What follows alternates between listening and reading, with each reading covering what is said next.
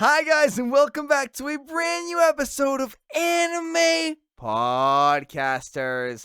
We are back for a very special episode. We got GoProKyo with us, who's going to be guesting, and we have Hotshot. The crew is back. The triumphant trio is back. I'm very happy to be here, and we are going to be talking about spirits that are away. We're going to be talking about the Alice in Wonderland of anime, Spirited Away. How is everyone doing? I'm good. Doing good. I was not ready for a triumphant trio. It's weird that you called it that, because that's exactly what Kyo called it last night when we rewatched it. I mean, that's what it's known to be. Let's be completely honest. This anime feels like, I mean, it's a girl who goes into an enchanted world. I mean, there's a lot of similar things to it, right? Yeah. You'd be hard-pressed to say it's not almost the same movie in some regards. In some regards. In others, not so much. Let's not trigger all the fans in the first minute. It's my favorite cartoon. I'm gonna make so many anime fans mad. Well, then you need to reevaluate some things. Yeah, they're all cartoons. Get used to life. No, I know. I prefer cartoons too. You know me. I'm just saying with your favorite cartoon. All right, it's not my so favorite. we're gonna be talking about this movie that came out. I'd say at least 20 years ago at this point. I think it was like 2001, 2002 when it came out. Yeah, so we're a little late. Didn't they celebrate an anniversary like earlier this year, or was it last year? I think so. I think it's been 20 years. Man. Or yeah, since 2021. So it must have been this year. I think it was in April. Yeah, something like that. Anyway, go ahead. I want to start with how you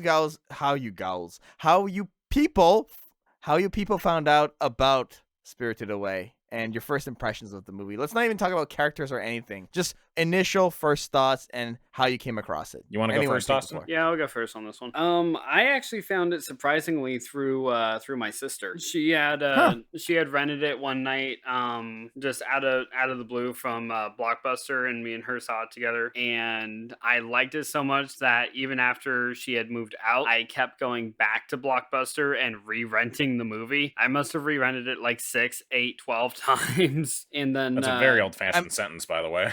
Yeah. And it well, nowadays it's a very old sentence, and my God. Anyway. So after that I just kind of stopped watching it and Ghibli movies in general after that, because a lot of them that I started because of her, but Spirited Away was my very first one. Fair enough. What about you, Kyo? So I didn't see it until I was well into high school, actually. I didn't even know about it that much. Like, I saw the occasional, see the Oscar-winning film from Japan by Hayao Miyazaki. Like, I saw the ads for it quite a bit on DVD and all that, but I never really gave it much thought until this is years and years ago. So this is like during I want to say like 2013 maybe is when I saw it. Austin's girlfriend at the time had like the full collection of like all the Ghibli movies up to that point. So like she brought over this story. Yeah. So she brought over Spirited Away. I think that's the only one that she brought. But we all just sat down, watched it. Nobody spoke for the entire movie. Like, we just watched it intently. And I've never sat down with a movie like in my teens without making fun of it. I didn't have any jokes for this movie. I just sat there and I enjoyed it. Yeah. Yeah. Oh, we made plenty of jokes last night. Yeah, I'm sure you guys had I was like, these guys are going to be making fun of this for sure, because like it's never malicious when we make fun of movies. Like, we're usually just doing it to fill our brains, because our brains are always trying to think of something to do. Like, even if we're watching a movie, we're usually enjoying it, especially if we're making fun of it. If we hate it, we'll make jokes to its detriment. Yeah, no, exactly. Like, for me, the way I found out about it was I was in France at the time, and it was the year it came out. We went to a movie theater and watched it as a class, and I only realized that I had seen this movie as a kid when I rewatched it last summer for my birthday. Oh. So you saw a re-release? No, because basically I rewatched it on Netflix for my birthday last year. Oh, okay. And then as I was watching it, I was like, this looks a lot like the movie I saw when I was in France, when I was like, I want to say like 7 or 6 years old, like really, really young. And then I saw at the end of the movie, obviously, guys, we're going to be spoiling a lot, when Sen and Haku are leaving together, and then Haku's like, I can't go any further. I remember that scene vividly, and I'm like, oh my God, I seen this movie before, and yes, this is the movie, and it made me think of like my childhood. And my first impressions, honestly, I think it's one of the best anime movies out there. That's just the bar is set so high with this one. There's very little that compares to this movie in the anime lane. I was reading a bunch of like facts about this thing, and it's like it grows so much money, and it really is in a sense the flagship movie of Ghibli, in my opinion. I don't really think people can say otherwise. I mean, you can maybe argue Totoro because the mascot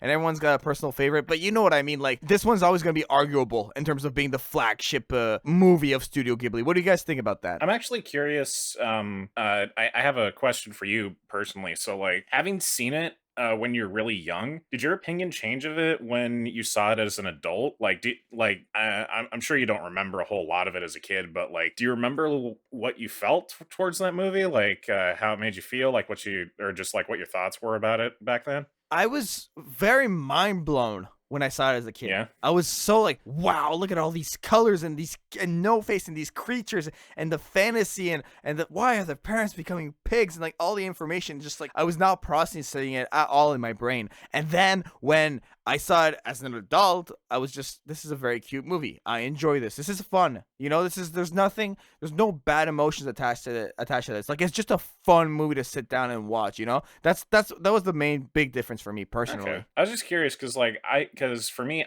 like I said, I saw it as a teenager. So I saw it when I was a little more cynical and like kind of made fun of stuff a little bit more, just to, I don't know, like we were insecure as kids, like, but just like my thoughts towards it were a little surprising because like after I finished the movie, I was like, wow, that was really good. That was so good. But I want to go back to what I was asking earlier. Yeah. Go ahead. Sorry, I just wanted. Do you I guys just had that one question? No stress. Do you guys see this as like a flagship movie for the Studio Ghibli brand? Like, is there anything that comes close to it? You know what I mean? I really feel like this is the cream of the crop in terms of the most successful Ghibli movie. Do you guys agree with that?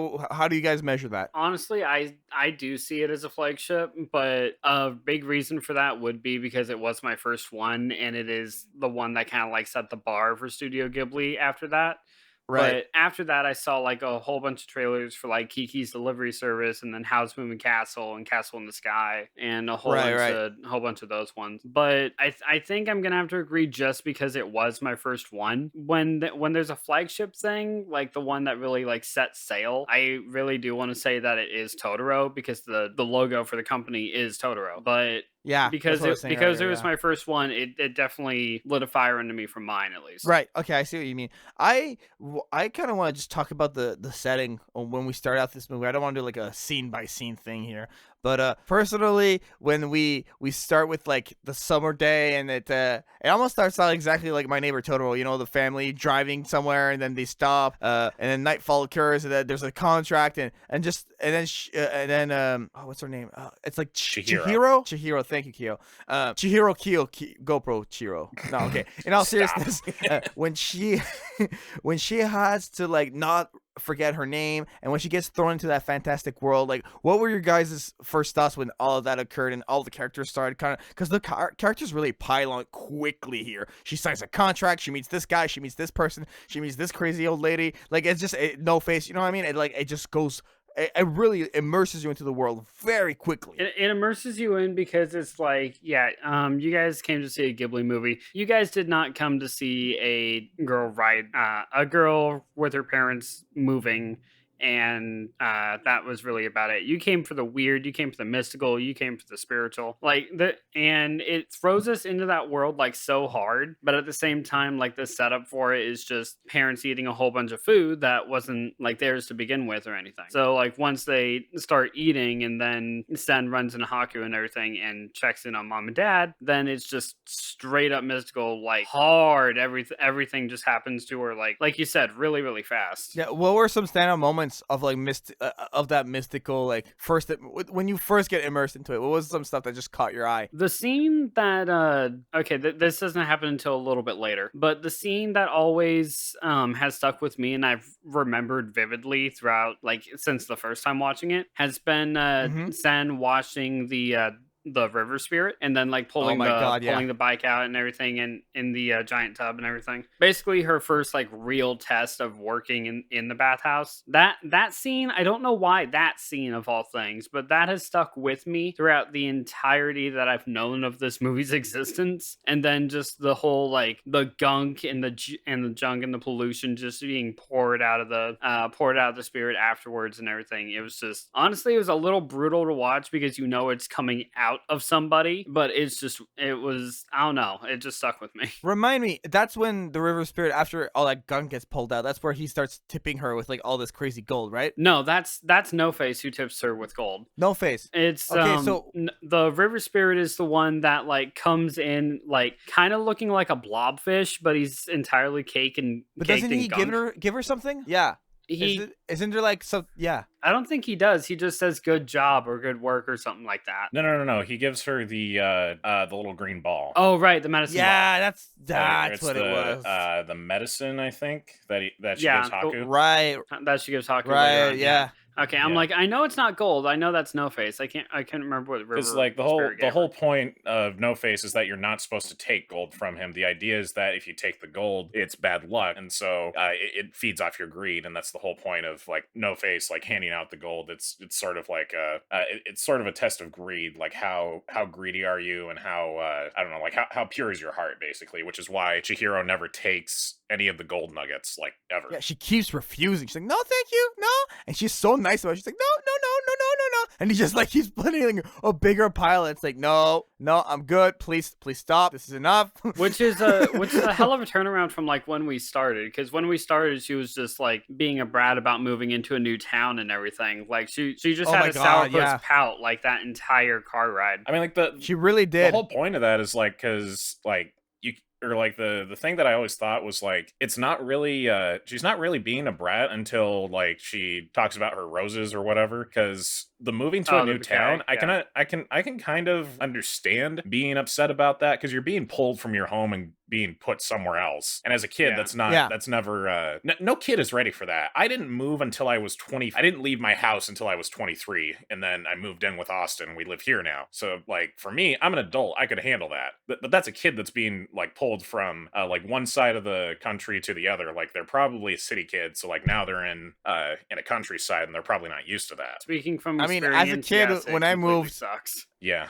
Yeah, I mean, as a kid, when I moved, it hurt me, but I don't think I was ever pouty about it. Anyways, I don't want to like fix it on that too much. Right. I kind of want on the river spirit, back on the river spirit for 2 seconds here. I love the comparison of the gunky, grubby, like sludgy, grossy thing, and then it becomes this like white-tailed, beautiful masked being, and it just kind of goes around the bathhouse, and I just found it so amazing, the difference. And I don't know, personally for me, like when I saw it get cleaned off, I was so satisfied with that. I was like, that was so sad. I don't know about you, but I was like, yes, that's one of those that moments that like tells you like, yeah, you like cleaning. Yeah. Funny thing that Austin points out that was the moment that stood out to him the most, because the whole reason that scene exists is because the director Miyazaki, that actually happened to him. Like he obviously didn't clean a river spirit, but he did like way back when he was a kid, he actually pulled a bike out of a river, and there was a whole bunch of pollution in this river in his town home. So like him and his friends just came down to the river and they started pulling stuff out, and then by the time they were done, it was like sunset, and like the whole river was like crystal clear clean, and before it was like murky and muddy. And so his way of making that stick in the story was making it a river spirit, and just kind of pulling from that experience of how he and his friends went out and did that, and kind of showing the reward that nature gives for taking care of it in a way. Right. Okay, that's really cool. Yeah. This is what I like about doing Ghibli podcast with Kyo, because he's gonna drop a little. He's gonna sprinkle like nuggets of information and trivial. And I know facts too much. across I know his too podcast. much about movies, and and it's the most useless knowledge until I come on this show. And that's why we find it very useful. That's why I'm even on this show anymore. Exactly. I want to like maybe do a bit of a character breakdown on like standout characters for me, starting with Chihiro. Yeah. Yeah, hit me. I loved her. I think she carried the anime really well. Found her to be. I understand like you guys didn't feel like she was being bratty at the beginning. I perceived her attitude as bratty, but what I loved about her is her growth. Like I really think she becomes this super courageous and hardworking. When the obviously when her parents get turned into pigs, it's kind of like everything changes. Her world literally changes, and you see that she wants to protect them no matter what, and she works hard, and she goes to visit the pigs throughout the movie and everything. She collaborates with Haku. We'll get to him. I loved her personally. What about you guys? What were your thoughts on Sen/Chihiro? I mean, she's one of my I'll go. She's one of my favorite Ghibli protagonists because, like I told Kyo in the beginning, I haven't really seen that big of a turnaround from like being that much of a brat to being just like a selfless and caring person. Like looking back at it, you're right. She wasn't really that much of a brat until like the bouquet was ruined, and she was grumpy because she was moving and everything in her life basically changing and stuff like that. But like even from like when they first appeared in the village, she was the only one who said like, no, that's not for us, stop eating it. Like she grows from being scared to being confident. Like when she was running around when she first appeared in the world and like apologized to Haku for breathing on the bridge, to the point to where like even with everyone in the bathhouse trying to get her out of this final test that the witch had contracted, essentially, she was the only one who's like, hey, yeah, no, you're right, let's do this. So it was just kind of I loved seeing her like turn around all through that. But I feel like a lot of that does have to do with the characters that she was around, like Haku and Lin and the boiler spider and everything else. Like she had help through a lot of these times, but she had always been like extremely polite when she got there. That's very true. I can't. Thing that you just pointed out is that, or like, she actually wasn't that bratty in the beginning. It was kind of more so understandable. So like now that I think of it that way, and you actually pointed out like that she was being smart. She was the smart one when they showed up to the spirit world, basically. So I'm realizing like there's not as much development as you would think. It seems like she just kind of goes from being mostly helpless to being more assertive and more like, I guess, a little more mature is a good way to put it. I'd like to say helpful. Helpful is a good way to describe that, because she literally helps out the bathhouse. Like she becomes helpless but becomes helpful. I see that transition in her character. So she seems a little more like an actual kid when you think about the beginning. Like you were just saying that she was grumpy, Austin. Like she's being pulled from home and being put somewhere else. Yeah. And then on top of that, her parents are doing stupid shit. So like she'd probably be the person to survive in a horror Ghibli movie. I mean, yeah. Oh, that'd be a good podcast topic. Who would survive? Chihiro if Jason attacked? Chihiro would win every slasher movie because she'd be the smart one. The anime games. She's good at running away. I'm just saying, she's good at running away. If you guys want to talk about that scene real quick, I just thought she was good at running away. The only thing that would stop her from running away is a solid wall. Yeah, I guess that would stop many people from running away. I'm sorry, that's very astute scene. An intellectual observation, Hotshot. That is some wall breaking information right there. I mean, yeah. If I see a hole in your plan, I'm gonna exploit it. You really blocked that one, bro. All right, moving on. Guys, one sec. I just dropped my wallet. 1 sec. I'll go pick it up. He's fucking around. I dropped my wallet. Shut up, Jaden. All right, moving the fuck on from that. What do you guys think of some of the side characters? Like, I fell in love with Lin all over again when I rewatched the movie, and I love the boiler spider. What do you guys think of others? He's cool. I liked him. I feel like he doesn't appear enough. He's just kind of there and he does his thing, and I like his character. Nothing too like crazy about him. Who I want to talk about is Haku. I love Haku. Haku is like the support system, you know? He's the one who's gonna show you around this crazy world, and he has like he brings the history to the show, I find. You know what I mean? And then when you see him as a dragon and those, was it like paper birds attacking him, I feel like, and Sen helping Haku out, I just like love the collaboration between those two. And you know, he's always telling Sen, don't forget your name.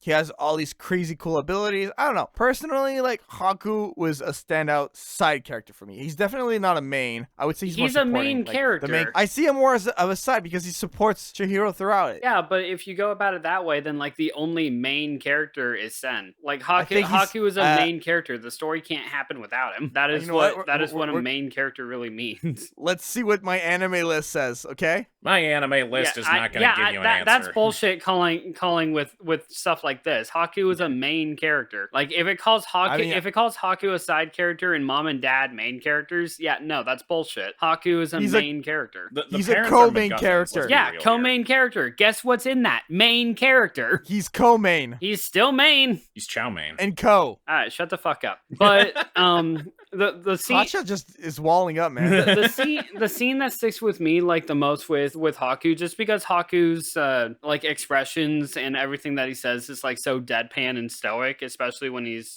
talking to anyone in the bathhouse. Like he does show care and compassion when talking to Sen and everything, but talking to everyone else is just deadpan, like yes, out of my way, so on and so forth. The scene that sticks with me is when Sen's riding him back to the bathhouse in dragon form and remembers his name and tells him the story and everything. And his dragon form just shatters when they're in the middle of the air and they just basically start free falling downwards. I'm like, Sen, you fucking idiot.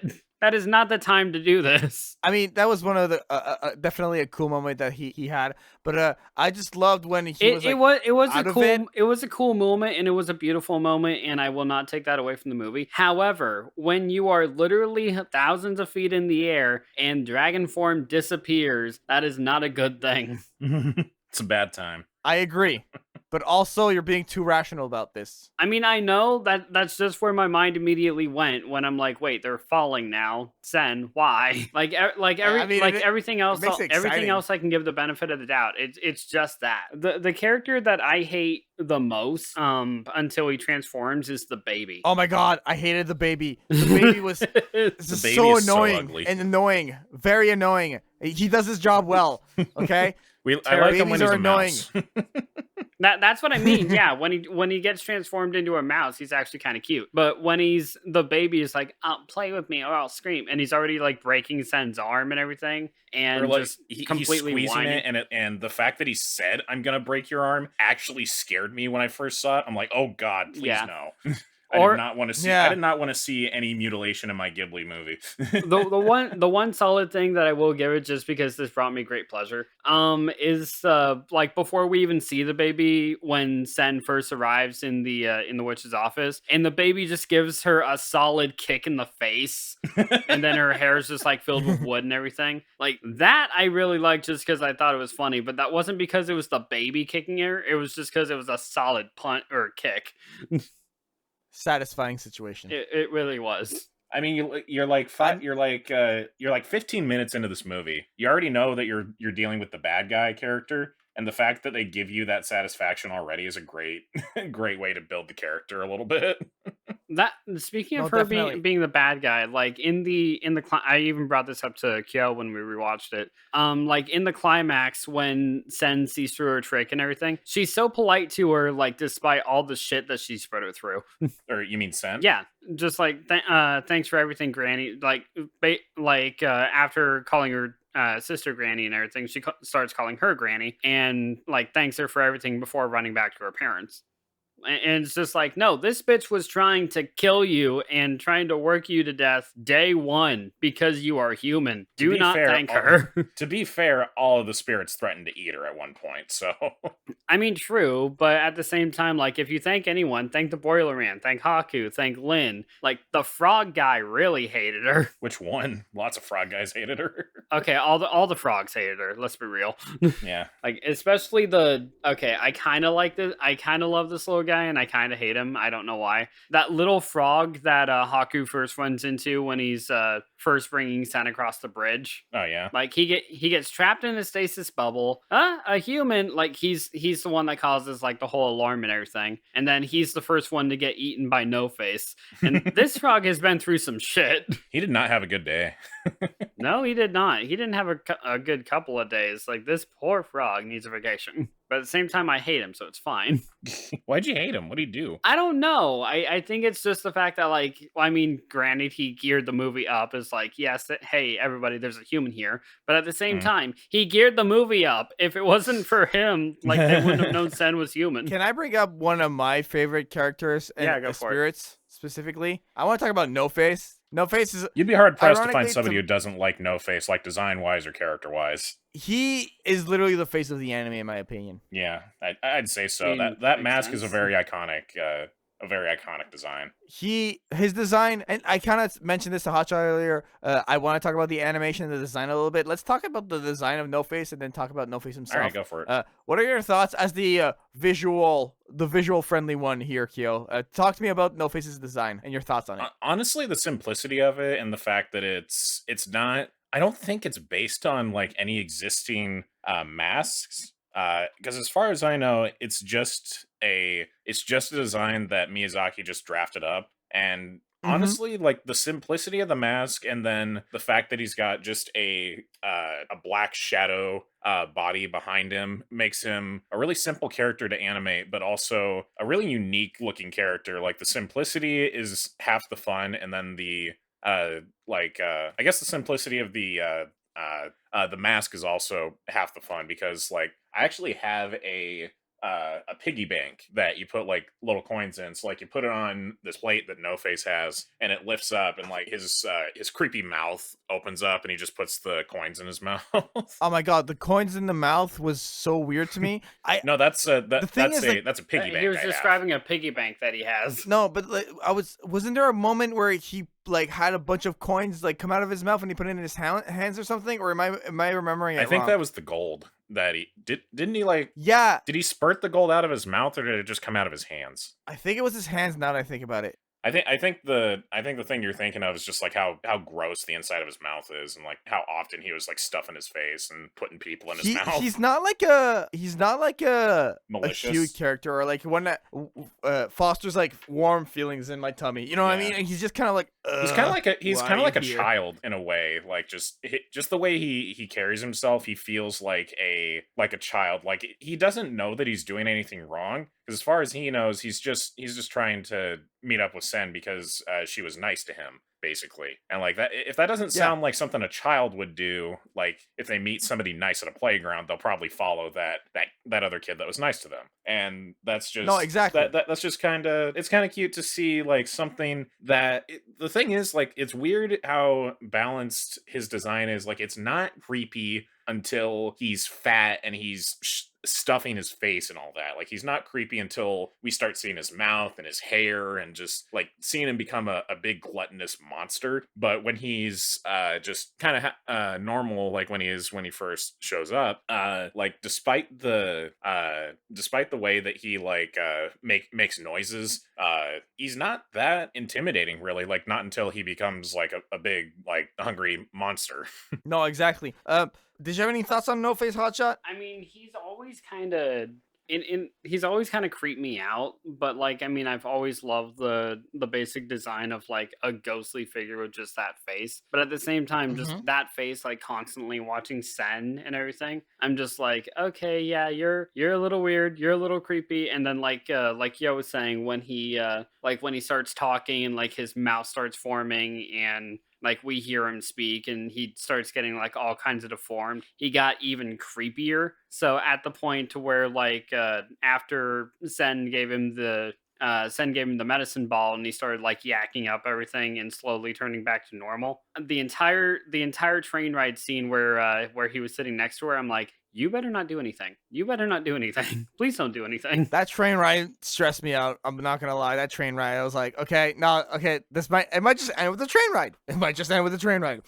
You know, that's all it turned out to be. Like the whole thing was there. just like that whole scene is just like letting you catch your breath, like after all this information and everything that's been happening up to that point. Like that's your chance to like catch your breath, kind of process things, digest the movies up to this point, and just kind of enjoy some pretty scenery. Like that's basically what that whole scene is amounting to. Yeah, but you're still on edge because like all the rampaging and shit that you just saw No Face go through. Like, yeah, he's calmed down, but at the same time, like you feel like he's gonna be like a switch is gonna get flipped or something on him again. Right, but like I said, I feel like at that point, like when he gets to that point and when he's just hanging out with Chihiro, he's calmed down, and I didn't feel anxious at all during that whole scene. I thought that it was nice. Like it just felt like two friends just sitting on a train waiting to get home, like after a day or something like that. Like there's just a calmness to that whole scene that like you can't recapture, honestly. I get what you're saying. That's where But I'm at. it's I don't know still- how you guys felt like worried about like No Face. I mean, I get up to that point he's been a troublemaker, but after that he's just a good boy. Good boy, No Face. Yeah. Okay, you know what? It's kind of like the baby. Like, yeah, I hated him at first, but then when he became the giant fat mouse, I loved him. But then he But transformed that's back. what those characters and are I supposed to hated him. do. That's what those characters are supposed to do. You know, they're supposed to invoke some kind of emotion. I'm not supposed like movie would be boring if I just enjoyed everyone. Oh, everyone's cool. No. I want like characters that are gonna bug me, that are gonna tickle me differently, that I'm gonna question their sanity. And you know, No Face kind of falls into this mysterious category because I don't feel like he. At least when I was a kid and I watched that, I was like, that there's something off-putting about this, like kind of really off-putting about this.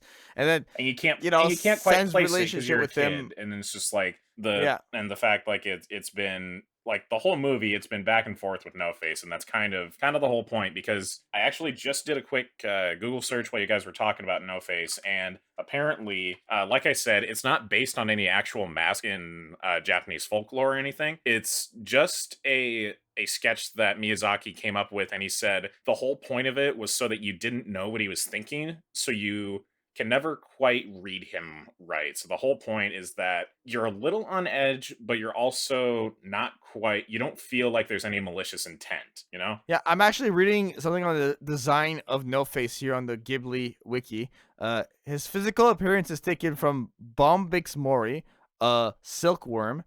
Character designer Masashi Ando elaborated, No Face is basically expressionless, but I ended up adding just a tiny bit of expression. It might have been better to make his mask more no-like, without any expression at all, conveying his expression by lighting. No Face swallows the bathhouse workers, and I thought it might have been interesting if he acquired their personalities and ability to reason. This way, he might become more human and appealing. But that's his appeal. Being expressionless, you know, is and you know, not he's knowing, just kind of always there. and not knowing what he's thinking is Yes, another part of yes. that. That's a little mentality with masked characters that I really like. Is like there's also, but I guess conversely, I was gonna say Darth Vader kind of has the same thing, but we always had this discussion where no matter what he's doing, like the fact that you don't see his face the whole time, you kind of know what his expression is just based on where his head is. So he's like, and like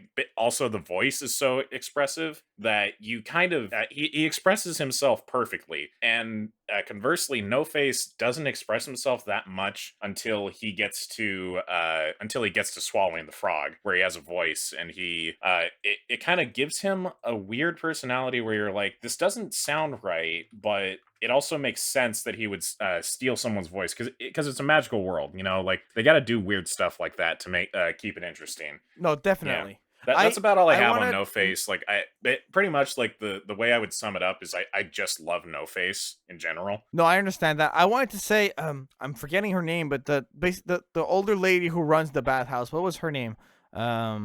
I keep forgetting the actual name. That's why I called her the old witch. The old witch. I mean, Yubaba. Yubaba. Thoughts on Yubaba, and then maybe I wanted to get into because we have some questions and voicemails. I cannot wait for you guys. Okay. Anyway, okay, what do you guys think about Yubaba? I'm They're afraid gonna of be what you're joke doing. voicemails. I already know this going in. It always is a joke No. voicemail. No, these are serious, very serious. No, podcasts. no. It's just gonna be like a get back Hey, here, hotshot boss, you're fired or whatever. Hotshot. Can you talk about Yubaba? No, because I don't like her. You don't like her? I mean, I wasn't surprised by that. Well, no, I'm not surprised. but like you're honestly like not supposed to like her anyway. She's the villain, so it's just kind of she steals your name, she puts you to work, she runs the bathhouse and everything else, and she kept Haku under servitude for God knows how long and everything else. So yeah, no, she's a good villain. I just don't like her. I think she's an understandable character because like I don't know what that whole thing was about, like where there was the bit where she's like I can't believe I made that oath to like help anybody who asks for a job. Even though, like, up until that entire point, she was refusing Sen a job. So, like, if Sen just left, then she didn't follow through with her oath or anything. So it's just like, why even make that a thing if you're going to fight against it for like a solid 5 minutes? Yeah, I mean, it doesn't entirely make sense, but it's just kind of supposed to build the world a little bit. Like, you don't need to know exactly what it is or why that was a thing. You just kind of it's just kind of being told to kind of help you understand that like stuff happened before this, so like it kind of gives it more context, makes it feel more like a real world, like there's been magic deals, and like it just kind of sets the background of the world a little bit more, is pretty much the whole purpose of it. I think, yeah, Yubaba just sets the tone of like, you're gonna work for me, you know. She's clearly the antagonist. She's super intimidating when Sen sees her. She's like, okay, I'm not gonna f with you. Basically, was the vibe, you know. Like, I'll do as you're told, and that's it.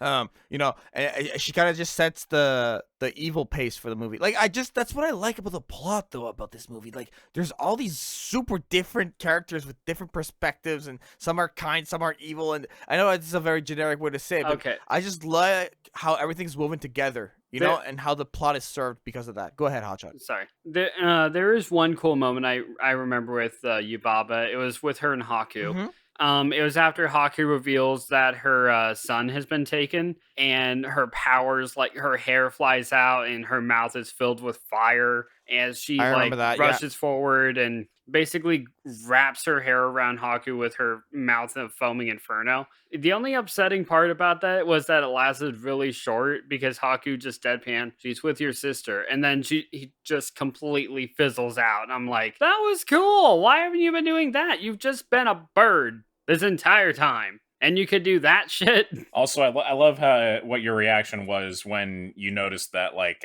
whenever she wrapped herself up and flew away, that like her nose was like a beak, or like, yeah. And then for a moment you were like, that's stupid. I'm like, not really. It's just stupid because like up until the parts of her cloak became wings, she was kind of forced to like basically just like wrapping herself in a cloak, and her nose just made it look really dumb because her nose made it look like she was gonna topple over like any second. Okay, I see what you mean now. Like now that kind of makes sense. You grab this woman's nose, you can slam her everywhere. And just like spin her like one of those party fan things that go, like, you grab this woman's nose, you can control her. Hotshot, you just made me think of a meme I saw at the beginning of the pandemic when no one was wearing their mask properly, and it was just like how everyone wears their mask, and it's just like a picture of Yubaba with like her nose pointing out, and she's like all covering her face. I never saw that. That's great. She takes one breath in, the mask goes up one nostril. So it's just basically, yeah, her nostrils would probably suck just about everything in. She's probably got a dusty nose. Are you guys good if we start going to some questions? Because we have quite a few. Like, we have 2 people ask questions, but we have quite a few questions that were asked by the people regardless. Yeah, whatever they got. Yeah. All right. So first question is from obviously Nick at the Mad Jed on Twitter, and he asks, this is more a question directed towards me, but you guys will answer. I'm sure you have all of those thoughts in your head, which is brewing. Which music track is your favorite? Yep, I got I'll nothing. go first. You gotta have something, Hotshot. I have one. I said these questions early. The first one for me, One Summer's Day. I covered it. It's beautiful. It just which one is that? Actually, you can't go wrong. It's like bum, bum, bum, or like I mean, like I can't. What point of the movie do they use it in? It's piano. What point of the movie do they use it in? I can't tell you what part of the movie. Okay. I can't tell because was it the beginning, like when they're driving? I don't. It might have been. I'll send it right now in the chat, so maybe you guys can like get a feel for it. Yeah, I'll listen to it in a second here. It is just this beautiful flowing piano piece. It's not complicated. You can like hear the notes one at a time, just like this beautiful monophony to it, where it's just like in the high notes and these strings coming in. Everything together just blends in this beautiful way, and you just feel like you're in the world of Spirit in a way. You know, I think that's from the ending. That's what music is supposed to do. So that's my favorite track. What about you guys? Again, I don't really know how to answer it because I got nothing. Like, I don't know why, but the music wasn't really grabbing me as much, like the visuals and the story and the characters and everything. So it kind of has a back place in my mind, unfortunately. That's very unfortunate. I'm crying right now. Well, that sucks. That's a shame. And We made the Yukio? Giant cry. Oh, wah. Don't become a baby We are now. great friends. Wah, I'll break your arm. God. I'll break your arm if you don't listen to this song track. I, Oh, Lord. Kale, But do Kale, you, any do thoughts? you have one? I do actually, yeah. My favorite track is probably the whole the train sequence, like just start to finish when they get on the train, and then just the otherworldly calming feeling that it gives you. Like it just reminds me of like other anime where like there are characters kind of just riding, and they, for some reason, like a train always seems like a really comfortable, very relaxed way to travel. And I haven't done it that many times. I did it once or twice as a kid to go to Seattle, but other than that, I haven't had any chances to really ride a train. But all the times I have ridden a train, it's always been relaxing. You don't worry so much about like any kind of accidents, because trains have the least number of accidents, like period, for example. But Yeah, plane, and safest way to when- travel. Bullshit. how often do you Trains. hear about a train like coming off the tracks? Like you just don't, you know. But and anyway, And when you were riding those trains, Kyo, was No Face there or not there? Because America's a weird place. My therapist tells me that he wasn't real, but So Omen Approaching on Twitter asks, the Mad King Omen asks, he has 3 questions. We'll start with the first one. What's your favorite monster or creature in this movie, except No Face? You All guys right. cannot pick No yeah, Face. that's a fair. I think that's River a fair Spirit. question. River Spirit for me, for sure. All right, The one that Sen washes, like after you guys washed off? Yes, so absolutely. the River Spirit. Okay. Okay, yeah, that's not a bad choice. I always thought the mask was a little I- gross, honestly. Like it reminded me of like people who are really old and just they should have died yesterday. That's a Or really yes- mean thing to if say, but yesterday- that's what it reminds me of. I don't know what if to say to yesterday that. was 60 years ago. Anyway, what So- was So what one is yours then? what's Joe? mine? I don't know. The spider guy kind of reminds me of Eggman every time I look at him. Yes, He's always agreed. looked like the mustache just reminds me of Eggman. The circle glasses, the baldness, like just the head reminds me of Eggman, but that's about it. I feel like mine's a really basic and stupid one, but the soot, the little soot balls that carry the coal into the boiler. I always thought they were The soot balls have became essentially spiders. Yeah, pretty much. Mm. I always thought they were cute. Like I think I actually still have the keychain that I bought for it. Like I had it on my car keys for a while, but I think the eyeball fell off. I think either the eye fell off or like they got extremely faded to the point that where like it just looks like a fluffy black ball. Yeah, but like I mean, it's a soot ball. It's gonna get kind of gross looking anyway. But yeah, Mine actually- Hotshot? I think that's my favorite one. I think I like the really simple ones, and I like the kind of little backstory that the boiler guy gave. Is like he just put a Right. spell on Alright. on the soot, and it was like, yeah, now you guys work for me, so go carry the coal. Alright, that's fair. Mine actually is the spider guy. Like, but just because we've already talked about him a bit, one that I just want to bring up is the 3 heads in Yababa's office. The bouncing heads. Oh They man. I always thought they were a little creepy. They're terrifying, especially the fact that like they don't like open their mouths or anything. They just like roll and look at you and hold that one stern face.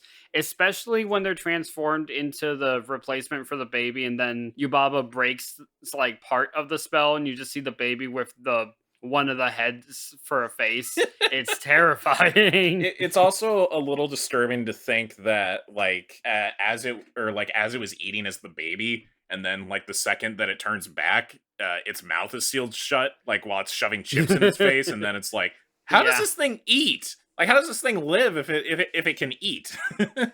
It works like a bottom feeder. It just like rolls along the ground, and whatever dust and crumbs and everything is there, it just absorbs. Austin, don't make it a scientific thing. Ew. Next Yes, question. please. All right, fair enough. Okay, so next question, still by Omen approaching, is He's a very curious would gentleman. you visit that town for a few nights? I would. Why not? It looks fun. You know, there's a way out. I mean, I guess, but like if fall comes and you don't eat something there, then you're fucked. Well, then Just don't have a full stomach. Well, then just find Lynn and you're fine. I don't think Lynn Lynn would fed like Sen. me. Lynn would not like me. No, she wouldn't. I'd be a smart ass Probably about wouldn't the like whole me either. I'd be a smart ass about the whole thing, making jokes about like how the rules work. Just like they're like, well, dude, that's the way life is in the spirit world. So get used to it or get out. And it's like, I'd like to get out, please. Kyo's just like, sometimes that's just how the pig crumbles. Anyway, my answer, I probably would, but like as long as I was smart like Sen and like able to like keep my name and everything else and like know that I have a way out and everything. Because if I stay a night there and I don't have any kind of plan, I'm fucked. Austin forgets stuff like in the middle of the night and can't remember it the next morning. I don't think he'd remember his name if he stayed there. Well, my God, well, that's he would the be thing. so Like, screwed. as long as I like had a card, like Sen had her goodbye card, or like something like that, or my name written like on my clothes or anything, like I'm good. I'm set. You have a tattoo on your chest that says "Don't trust the witch." But when I look at it in the mirror, it's all backwards. I'm like, what the hell is this? Yeah, instead of actually he's writing got the tattoo backwards.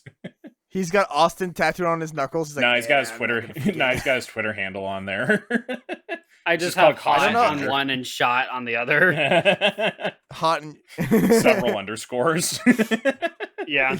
And the last question from Omen is, in your opinion, is it over or underrated? I think neither. I just think it's just known to be it's critically acclaimed. I think it's critically Yeah, and I acclaimed. I agree- think I people agree. know. I think people know the value of the movie. They know it's a good movie. I will say, All right. like, I totally agree that that every like it's valid where it is, like it's worth all the high praise and everything. However, I do have to be that guy. I really loved this movie as a kid. Like it was probably my favorite movie. After watching it last night, I probably wouldn't get it like 12 or 14 times again. I probably would just like watch it once and like, okay, I'll go back to it in like a month or so or something like that. Like I don't love it as much as I did back then, but that was also like my first exposure to Ghibli, my first exposure to anime in general, really like movie anime.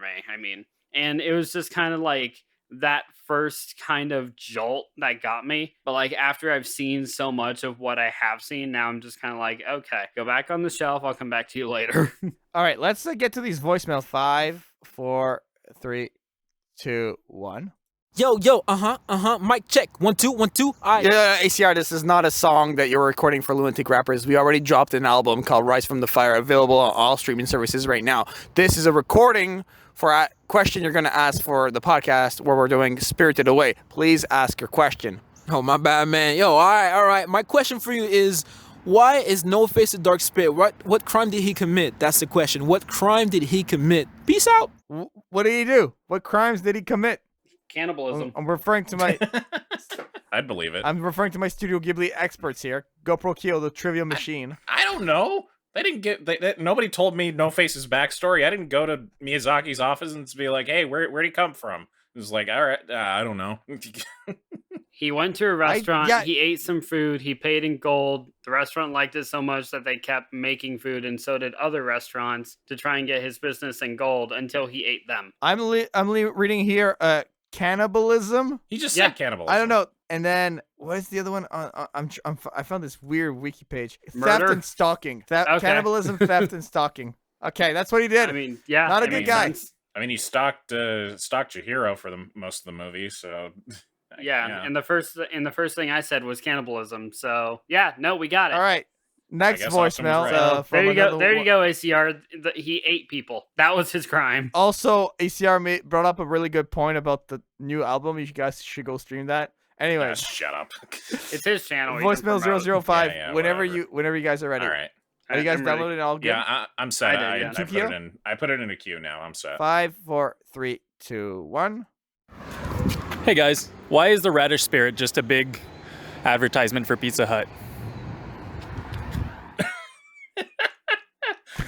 Fucking what? An All advertisement. right. Well, Ben No, I needs know. to I heard man. it. I'm with you guys. I heard it, but at the same time, why? I mean, that's what happens when you just eat. Yeah, Pizza why? Hut. I mean, that you'll look like the radish spirit if you keep eating it. I mean, he brought that up to me when I saw him, and I was like, that's so true. I didn't know what else to think say. it is though. If anything, he just looks like mozzarella cheese. Which they sell at Pizza Hut. Not on its own. I'll say it again. I really don't see where this one went because I'm just like he's not. He's just big and fat. It came from Ben. It came from Ben. That's all you really need to know. Fair enough. I mean, he looks like a radish. Like if you pull it up, it's just big and round. That's what he is. I don't know why his face looks like that, and I'm sorry, buddy. But the rest of him looks like you just plucked a radish out of the ground. His big old mustache thing is supposed to be radish roots, and then like the little bits on the end are also the radish roots. There you go. So therefore, Pizza Hut. Radish roots, big fat bodied mozzarella. Pizza Hut radish. I want to believe somebody just like did a drawing challenge at Studio Ghibli and they just like saw a really like humanly shaped radish and they're like, this is a character now.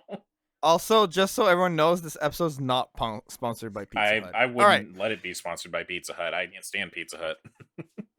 Let's go to moving on, I guess. Last voicemail. Before we play this last voicemail, Hotshot, this one's gonna be like very important that you really need to use your creative brain on this one for the answer. And I'm gonna need like all fuses lit up right about now. Okay, this is where you peak on the creativity side. Okay, I feel like this question is just gonna make me leave.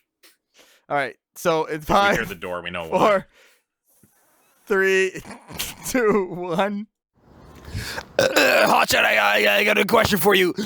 If Spirited Away was on hyperdimensional cable, what would it be like? I'd like to know, because I'm Rick C-137. Hotshot, you gotta answer my question right now. Yeah. I can't believe you got Justin Roiland to ask us a question in character too.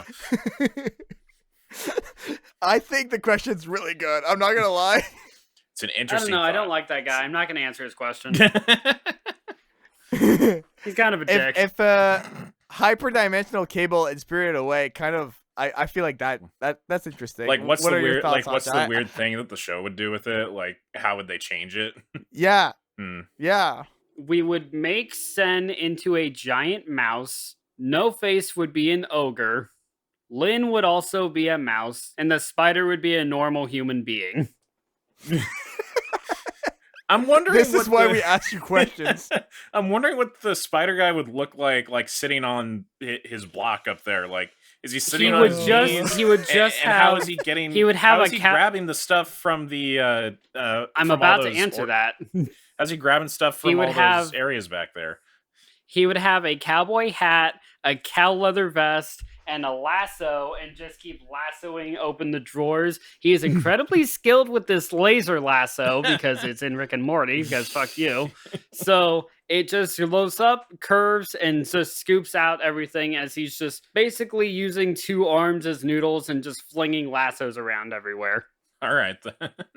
And he's just pushing the steam wheel with his foot, which is of course in a cowboy boot. And I'm just wondering, like, That's incredibly legitimate to me. I think that's very well thought out. Yeah, I spent months thinking of this and thinking of this answer for that one very specific question. I don't know about you, but for From some our reason, biggest fan. But for some reason, I can hear it like being said on Family Guy. And now back to Spirited Away, but with mice. Yeah, I think we're I feel onto like something here. I feel Hotshot. like the baby would also be like a giant puppy. Now you're just putting animals But in like- Spirited Away. Well, but like an ugly puppy, like a drooling, slobbering pit bull that actually think would pit bite bulls are off your ugly? arm. Am I thinking pit bull or am I thinking bulldog? I might be thinking bulldog. I can understand an English bulldog, like or not an English one, I guess an American bulldog, the small I ones think- that I were think- like the mascot for high school. Yeah, Okay, I think that's the that's one I'm thinking of. understandable. I'm thinking of bulldog, not pit bull. Okay, that's kind of understandable. I get that. All right, let's wrap things up. Thank you to everyone who submitted voicemails. Definitely not me. Let's get you guys to give your final thoughts on Spirited Away before we wrap things up. Whoever wants to go first, the floor is all yours. Yeah, first off, thank especially not you for doing voicemail. Thank everybody else, but not you. I thank Kyo, I thank ACR, I thank Ben. I don't thank you. Anyway. Kyo didn't do a voicemail. Yeah. believe what you want. Spirited I know what I Away- heard. Spirited Away. Like I said, when I was a kid, I was all over this movie. I loved it. It was probably my favorite movie for a very long time. I rented it, like, I keep bringing up the number like 14, 16 times. It really still does hold that special place in my heart, especially for being my first Ghibli movie. And I still love Sen. I still love Lin. I still love the Boiler Spider. I still love Haku. I still love the adventure in the Mystics and everything else, and the overall adventure. I've just since I've been exposed to like other Ghibli movies and other anime, like a shit ton of other anime and everything else just in my life, I just haven't had that like click with it I had as a kid. I still love it. It's just not that strong of a love as it was when I was a kid. When I was a kid, I would have rated it like 15 out of 10. Now that I'm older, I'm probably at least going to give it like an 8.5. Oh, what dropped it down? Interesting. I think it's just it wasn't as good as I remember. Like there were just some parts that weren't like just dragged a little. Like some parts dragged a little bit on, and then some parts like you blink and you miss it kind of thing. It's just kind of that for me, I guess. To me, my feeling on no, go that ahead. is Plus, that I plus think as a the- kid, Hmm? plus as a kid, I didn't understand how rating systems work. So Well, for me, my thought was just like I think the pacing is perfect. Like I feel like if you're just watching the movie and not doing anything else, and you just pay attention, I feel like you'll get plenty out of it. And plus, like I feel like there's some small details here and there that just kind of add to it. You know, like I think I think overall, just the way that it's presented and the fact that you can follow it so well, like even as a kid, I feel like kids follow it pretty well too. Like on top of that, I think the way the emotions come across, I think the emotions would reach kids pretty easily too. For me, this movie's perfect, like nearly perfect. I love this movie. It's on some Terror and Resonance level for me, in the sense that you watch this thing, it's over 2 hours long, and it doesn't feel like it goes by for 2 hours. You know what I mean? To me, like, this movie zaps by because of how much crazy and cool stuff keeps happening. It's in depth in every level. It's so well produced. I give it literally a 9.5 out of 10. I love it. Like, I'm all over the map for this movie. I love the music for it. I'm probably going to cover more songs from just Studio Ghibli in general. Fantastic movie. I want to keep this brief and short, so that's my thoughts on it. Yeah, I'm just gonna say, like, once in a while I found like a small thing that didn't make sense, but the more you think, or like sometimes when it comes to a fairy tale movie, the more you think about it, the more it ruins it. So honestly, like, just turn your brain off a little, but don't turn it off all the way, because I feel like the real strength of the movie is just in how it comes across to people emotionally. Like I feel like you understand the characters almost instantly. Like once they start talking, you understand what their character is. You understand like what their wants and their needs are, and you just kind of get it like when it starts. You know, the way Right. But overall, I feel like it's a perfect emotional movie. And like I feel like this is probably the top benchmark for a Ghibli movie, but we never really compare it to Spirit or any of the other movies to Spirited Away. We just think like Spirited Away is the top movie, but you never think like, oh, this isn't as good as Spirited Away. But you know, like every movie's kind of But it's on not. each one of those movies is kind of on their own level. I feel like, but yeah, if I were to rate it, I would just give it a 10. Like everybody has to see it, especially if you're an anime fan. It's one of those staple films that you have to see if you're getting into anime. All right, let's wrap things up now. You can follow the podcast at Anime Podcasters on Facebook. We are available in all of the podcast players, basically. Leave us a review on ratethis.com/anime podcaster, and you can also leave us a voicemail on speakpipe.com/anime podcasters. There's a survey you can take in the description, and there's also a new link that I'm starting from this episode. If you want to be a guest on the podcast, guest, you can send us a proposal, a topic, tell us about yourself, and if we're interested, we will contact you. For myself, I am at JaianMusic on social media.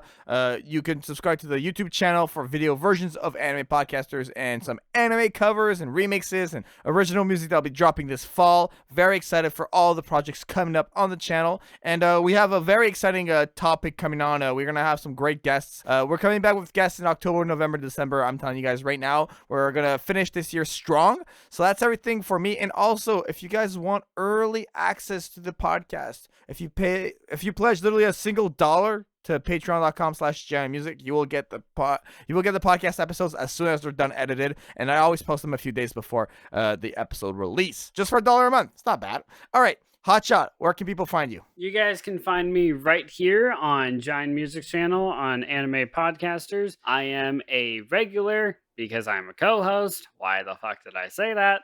You guys can also Co-main host. I'm co-main host.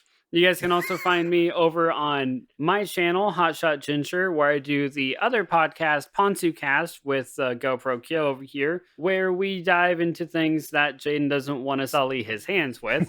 You guys can also find me over on Twitch at Hotshot Ginger. I hop on there, I stream my games, talk to you guys. I'm still very new there, so be very nice to me. I'm still finding my footing. And you guys can also find me on Twitter at Hotshot Ginger, where I will do nothing but ghost you. All right, and GoProKyo, where can people find you? You guys can find me on Twitter at GoProKyo, spelled how you think it is, with capitals to start each part of the word.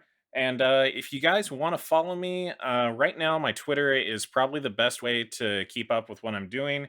I've got a few abridged projects that are coming out.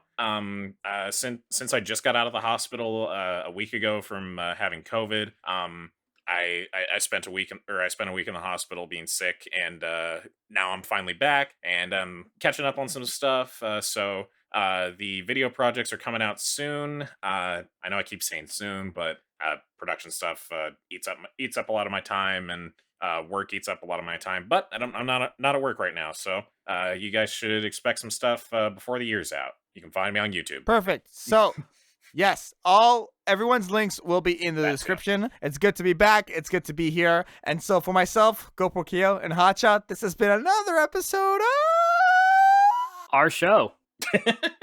Anime Podcasters. You've done that joke before, Hotshot. Oldie but a goodie. I don't know. I don't listen to the podcast. Bye. Bye. Anime Podcasters. Bye. Anime Podcasters. Bye. That too.